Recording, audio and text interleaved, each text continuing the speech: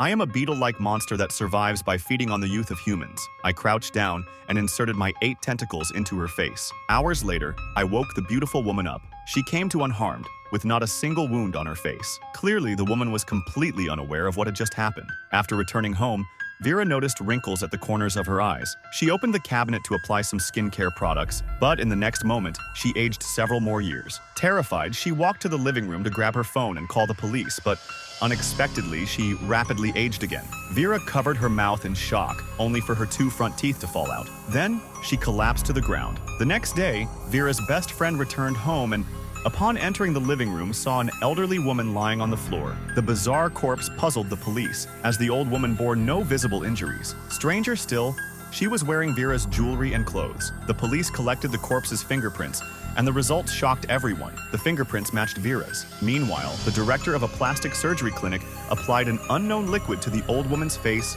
and turned on an ultraviolet lamp. In just a few dozen seconds, the 40-year-old woman transformed into an 18-year-old girl. It turned out that the mysterious liquid was provided by me. I was responsible for extracting the essence, while the director sold it at exorbitant prices to elderly clients. Before long, more and more young people began experiencing sudden, fatal aging. Observant police noticed that each victim had visited the same place to take photos. They went to investigate the photography studio.